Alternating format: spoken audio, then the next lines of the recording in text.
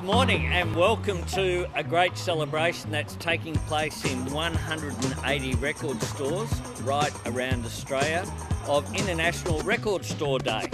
If you hadn't heard vinyl is making a comeback, you'd be forgiven for thinking this was straight out of the 70s.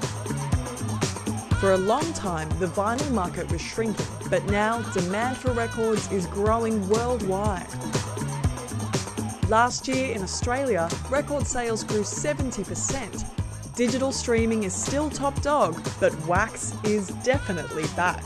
It was when music went full digital, like when it jumped off any format and became effectively a utility like water or electricity.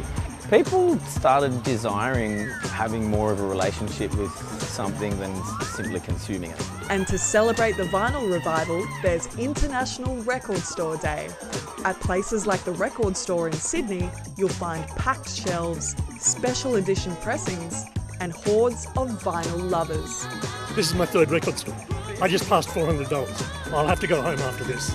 Whenever I buy vinyls, I just prefer going to the store because that kind of like feeling of just going out and getting a tangible object. Well, I'm old-fashioned. You know what it's like to see a record spin. You know, I have iTunes and all that as well, but it's something about having a turntable that really sets the proper mood. Okay, what's so great about vinyl? People say it sounds warmer.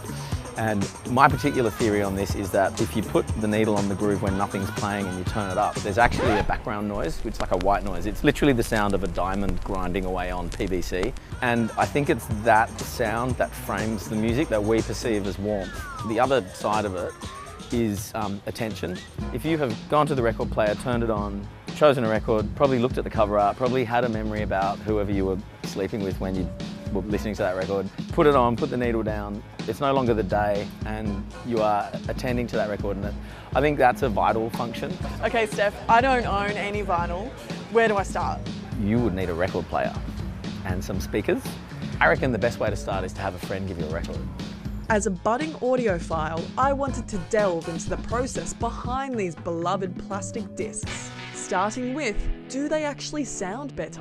It's technically not as accurate or as good, but it can be very close if mastered correctly and produced correctly and cut correctly. You don't need to compress as much for vinyl. You can keep it quite dynamic and open, which is very ironic because in the digital world with CDs and online release, the demand and the pressure there is to constrain it and compress it and make it nice and loud.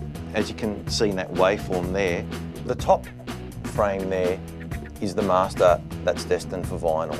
We don't have to constrain it as much as the digital version, so you get the full extension of the waveform. That introduction, that first kind of snare hit, you can see that full extension right across there.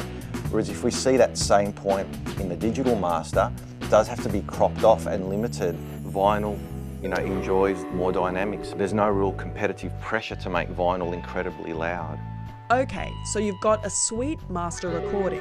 What happens next? I took a tour around Zenith Records in Melbourne, Australia's only vinyl pressing plant, where they make records from start to finish. Starts in our cutting room. Here we go. Here's Connor Dalton, our cutting engineer. This is a Neumann VMS 70 cutting lathe. This is where we start the process of cutting the very first master lacquers. We load the high resolution files up in the computer. It's passed through to the console, through the rack here, and ends up at the cutting head. There's a cutting stylus here made from sapphire that cuts the grooves. It's modulated by 2 coils that sit either side and cut the groove into the blank record. So if there's any mistakes that we don't pick up when I'm cutting, then we have to start all over again. Here's one I've just finished cutting, so you can have a look through the scope and check out the grooves. And so each groove is smaller than a human hair. Then it goes to our plating area. We get the lacquers, the cut lacquers from Connor, and there's a process involved we call silvering. We need to put a silver layer on that cut lacquer, put it in our plating tanks, build up, or we electroform the nickel stamper or the negative. Then, when those plates are done, we take them over to plate finishing. Okay, that's how it comes out. So that's a negative. That's what will be finished and formed and goes on the machine. Over here is a polisher. You've got ripples in there, you'll see them on the record. So then it's got to be trimmed. So this will bend it into shape. So then we get them up here, we box them up.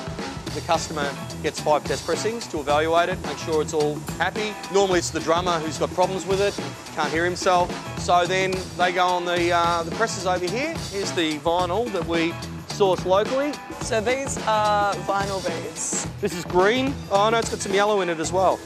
That'll be a fluorescent green. There's some pink. These will then go in the hopper. Allow me to summarise the rest. A glob of melted PVC is smooshed under 120 tonnes of pressure. In there, it's heated, cooled, and set into a familiar shape. Then it's trimmed, packaged, and sent to a record store near you. They're a product for the superfan, but records are still expensive to press, difficult to ship, and don't make anyone much money. So why do it? When you're a musician, sometimes you have a situation where your folks don't understand what you're doing. You know, your uncles, your aunties are like, what is this thing you do? And you show them a thing that you did, and they're like, it's really made it. I think it's particularly rewarding to have music pressed to vinyl because someone has invested that time and energy into, spending all that money on the record and then, contacting record stores and distributors. Now, back to record store day, and there's still one important tour left. 1, 2, 3. Every record store needs lots of these everywhere all the time. This is also a really important part of a record store. Fridge full of beer. Oh, this is our vinyl flat. It's like a giant Breville. They're our slip mats. You want a slip mat? You'll need a record player to put on that. I can sell you a record player for $75. This little guy. Great. But now I need a record. What if I give you your first record and then you can buy your first turntable? Okay. Okay. Deal. This is your fruity record. Thank you. You're welcome. Well, the vinyl groove is now in my heart. It might prove an expensive hobby, but as they say at the record store, you can't hug an MP3.